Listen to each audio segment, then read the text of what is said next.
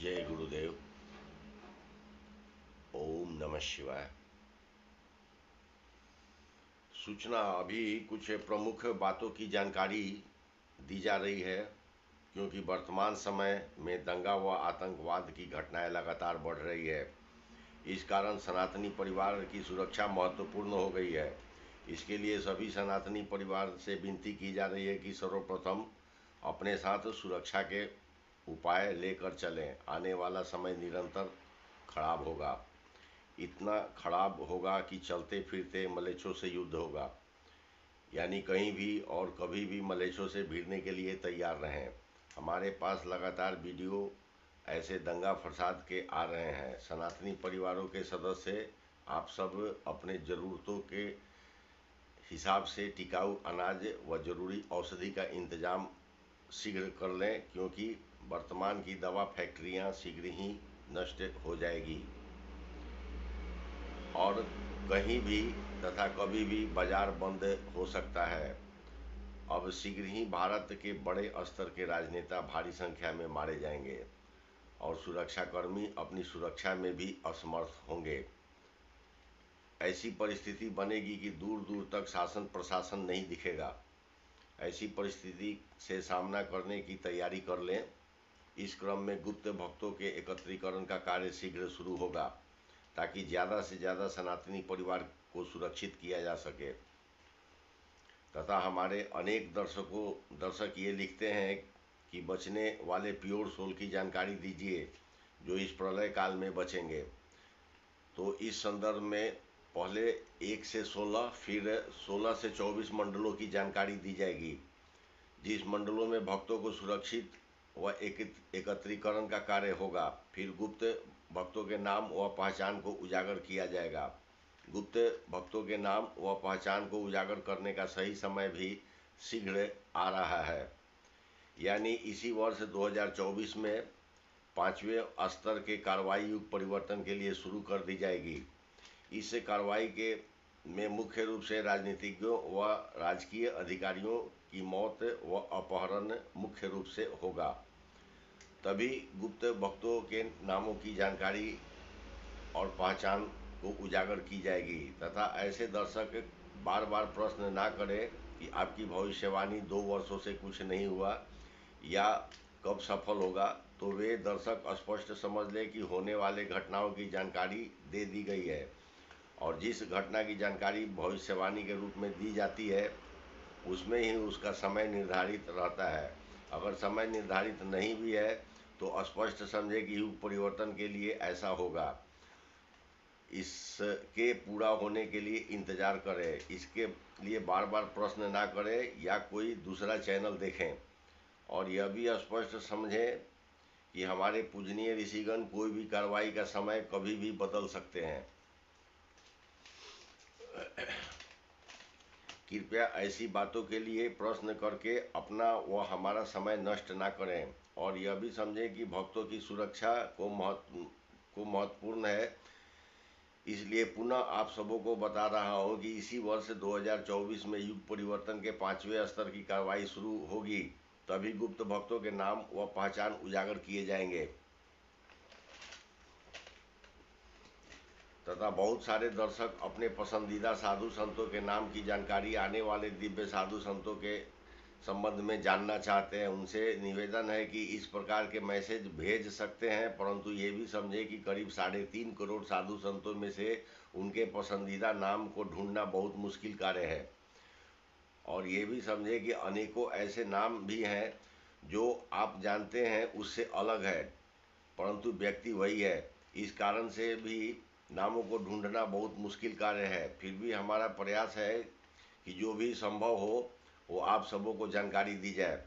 और जो लोग प्रश्न करते हैं कि साधु संतों के आगमन का सही समय बताएं, तो उनसे निवेदन है कि वे ठीक से सुने।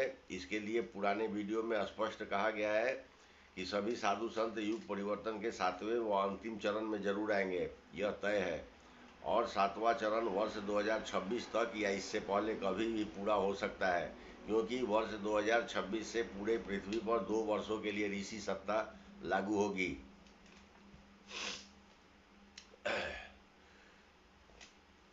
हमारे पूजनीय ऋषिगणों के तरफ से की जाने वाली कार्रवाई अगर आप सभी को पसंद आए तो कृपया अपना विचार सकारात्मकता के साथ लिखें व बताएं, तथा जिन भी भाई बहन के दाहिने हाथ की कलाई पर तिल के निशान बने हुए हैं वे स्पष्ट समझें कि उन्हें भारी से भारी प्रलय काल में भी सुरक्षित रखा जाएगा, और चाहे तो अपने परिवार के लोगों को भी सुरक्षित कर सकते हैं।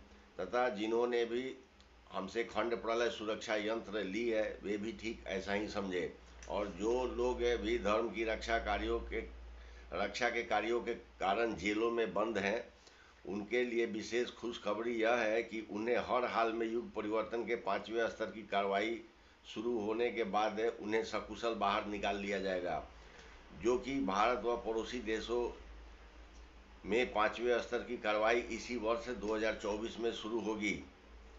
और 5वें स्तर की कार्रवाई शुरू होने के बाद भक्तों को बैंकों के माध्यम से आर्थिक सहयोग पहुंचाई जाएगी, तथा जो लोग भी चौकोल शास्त्र के शिक्षा से संबंधित मैसेज भेजते हैं तो वे जान जाएं कि अभी मात्र 7 लोगों को इसकी शिक्षा दी जा रही है, और वे 7 लोग ही शिक्षित होकर 20 अन्य भाषा के लोगों को शिक्षित करेंगे, ताकि इंटरनेट से संबंधित रोजगार को विकसित किया जा सके।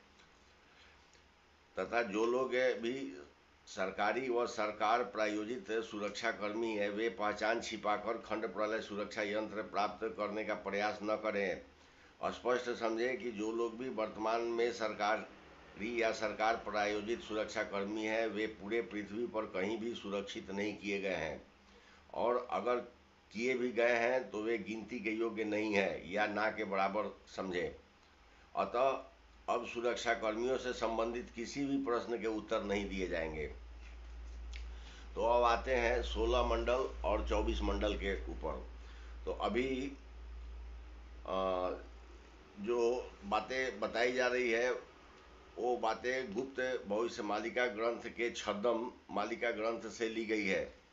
यह छद्म मालिका ग्रंथ में भारत व पड़ोसी देशों के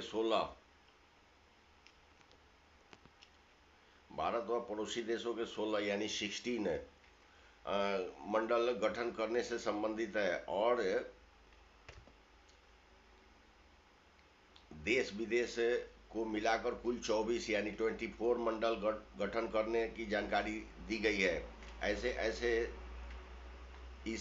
ऐसे समझे कि भारत व पड़ोसी देशों के जो 16 यानी 16 मंडल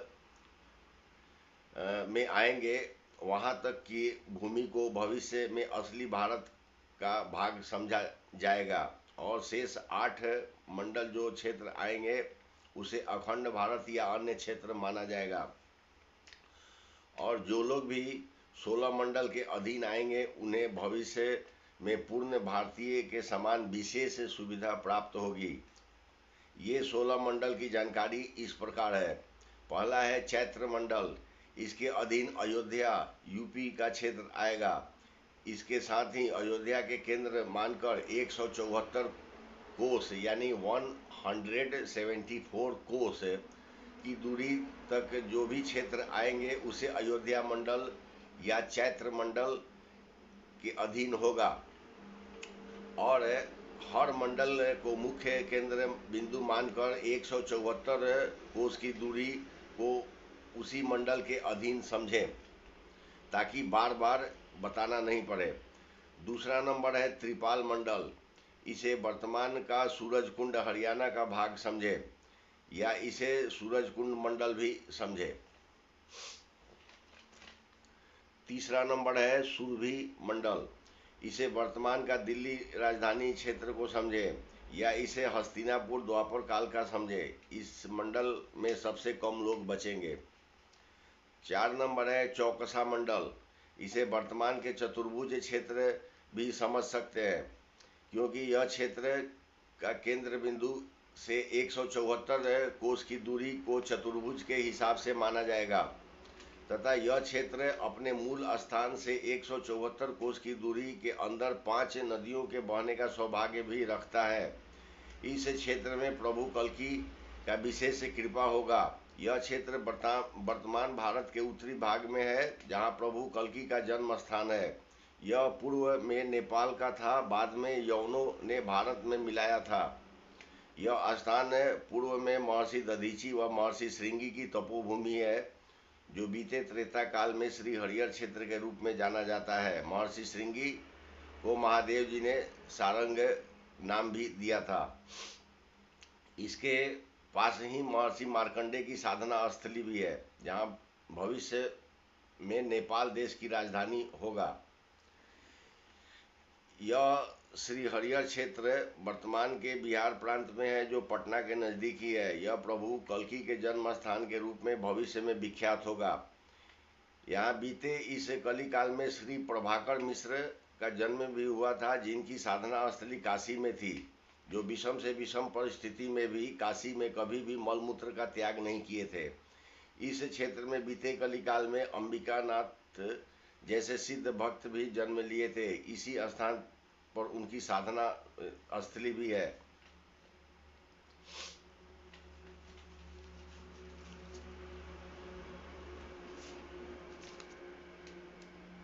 यह क्षेत्र त्रेता काल में गज गड़ा के युद्ध के बारे में भी विख्यात है, जहां गज की रक्षा के लिए भगवान विष्णु को आना पड़ा था और गड़ा को गला काटकर मारना पड़ा था।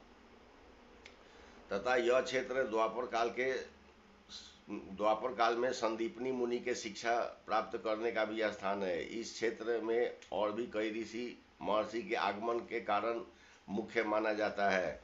यह क्षेत्र वर्तमान में 5 नदियों के बहने का पावन क्षेत्र भी माना जाता है। 5 नंबर है सप्तसी कुरुक्षेत्र। इस क्षेत्र को द्वापर काल का कुरुक्षेत्र नहीं समझे। इस क्षेत्र को वर्तमान का आसाम स्थित मां कामाख्या मंदिर के पावन क्षेत्र को समझे। यह क्षेत्र कल्पों पूर्व भी धार्मिक नगरी के रूप में विख्यात था और युगों पूर्व से भी धार्मिक तीर्थ के रूप में विख्यात है। 6 नंबर है लरामन काक्सी मंडल। इसे वर्तमान के पाकिस्तान के लाहौर क्षेत्र को समझे। यह क्षेत्र त्रेता काल में प्रभु श्री राम के पुत्र लवकुश के पालन पोषण से पूर्व लरामन काक्सी के रूप में जाना जाता था। लरामन काक्सी क्षेत्र जहां ऐसे वैसे युद्ध कला सीखी जाती थी, जो युद्ध कला के प्रधान शिक्षक महर्षि लरामन काक्सी थे। यानी पूर्व में यह क्षेत्र महर्षि लरामन काक्सी के नाम से जाना जाता था। 7 नंबर है एसमन तोरा मंडल। यह क्षेत्र वर्तमान में पाकिस्तान के मुल्तान क्षेत्र को कहते हैं। यहाँ एसमन तोरा नामक महर्षि की तपोभूमि है, जो बाद में जंगली व आदिवासी क्षेत्र बन गया था। 8 नंबर है सुखा तोरा मंडल। सु आधा क और खा, सुखा तोरा मंडल। यह क्षेत्र महान महर्षि एसमन तोरा के पिताश्री की कर्म भूमि है, जो वर्तमान पाकिस्तान के गुरुकुल क्षेत्र या विश्वविद्यालय क्षेत्र के रूप में जाना जाता है, जिसका नाम तक्षशिला है। 9 नंबर है एजगिलबिस्तान। यह क्षेत्र अभी से 864 वर्ष पूर्व तक एजगिलबिस्तान के नाम से जाना जाता था। वर्तमान में यह क्षेत्र अफगानिस्तान के पंजशीर प्रांत को कहते हैं, जहां अभी भी हिंदकुश पर्वत के कुछ भाग आते हैं। 10 नंबर है तेरापंथी मंडल। यह क्षेत्र भी वर्तमान के पाकिस्तान के खैबर पख्तूनवा को कहते हैं। यह क्षेत्र में करीब 100 वर्ष से पूर्व तक बिमला शक्तिपीठ का प्रमुख मंदिर क्षेत्र था। 11 नंबर है शबनम मंडल। यह क्षेत्र भी वर्तमान के पाकिस्तान के सिंध प्रांत में है, जहां से करीब 3000 वर्ष पूर्व ही शबनम सोरा नामक महिला साध्वी ने तपस्या करके देवी कुल को प्राप्त हुई थी। वैसे इसके पूर्व भी उन्होंने अनेक जन्म लेकर तपस्या की थी।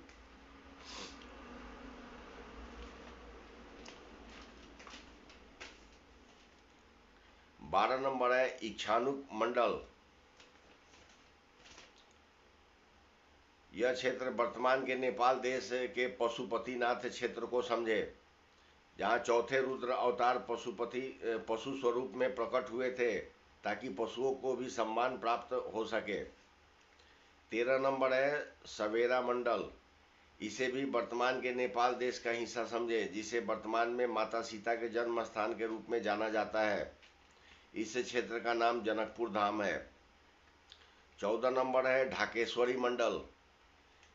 यह क्षेत्र वर्तमान के बांग्लादेश की राजधानी के पास ढाकेश्वरी देवी के पास का क्षेत्र को समझे। 15 नंबर है सिलबट्टी मंडल। यह क्षेत्र वर्तमान के भारत पाकिस्तान के राजस्थान सीमा पर स्थित है। इसे जैसलमेर के नाम से जाना जाता है। 16 नंबर है कारकोरम मंडल।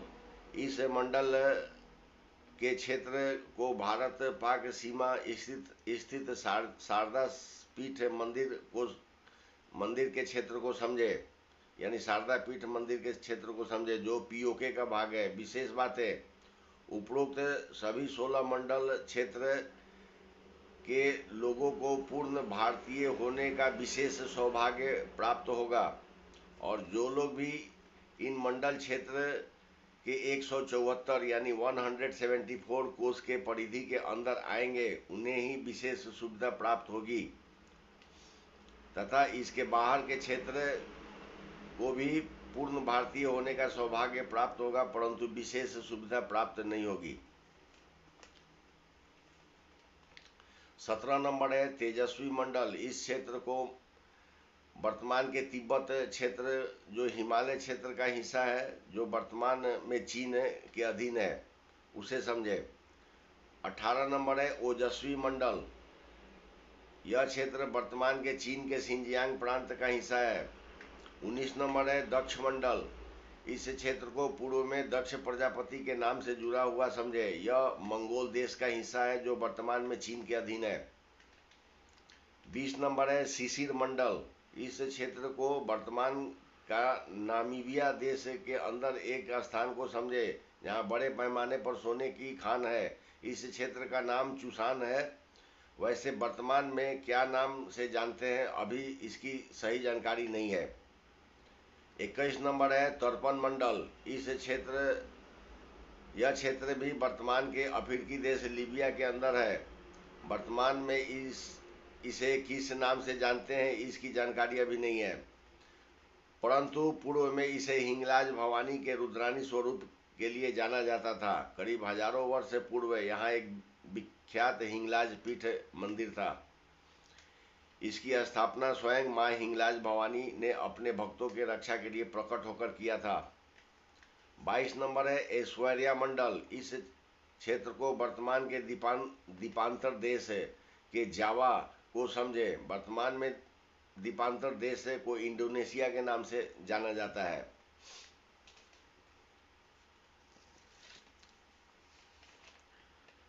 23 नंबर है चालीसा मंडल। यह क्षेत्र वर्तमान में वियतनाम देश के अंदर है, जिसका नाम हनोई है, जो पूर्व में यानी त्रेता काल में महाराज हंस भारद्वाज का निवास स्थान था। तब इस क्षेत्र को चालीसा नाम से जाना जाता था। 24 नंबर है लखधीश्वर मंडल। यह क्षेत्र बहुत पहले त्रेता काल में मां लक्ष्मी के भक्त लखेश्वर यान के साधना स्थली के रूप में जाना जाता है। यह वर्तमान में चीन के अधीन है, जो यूनान देश का भाग है। विशेष बातें, उपरोक्त संख्या 17 से 24 तक के मंडलों को अखंड भारत या अन्य क्षेत्र के रूप में भविष्य में जाना जाएगा, जहाँ के लोगों को विशेष सुविधा प्राप्त नहीं होगी, परंतु यह धार्मिक क्षेत्र के रूप में होगा।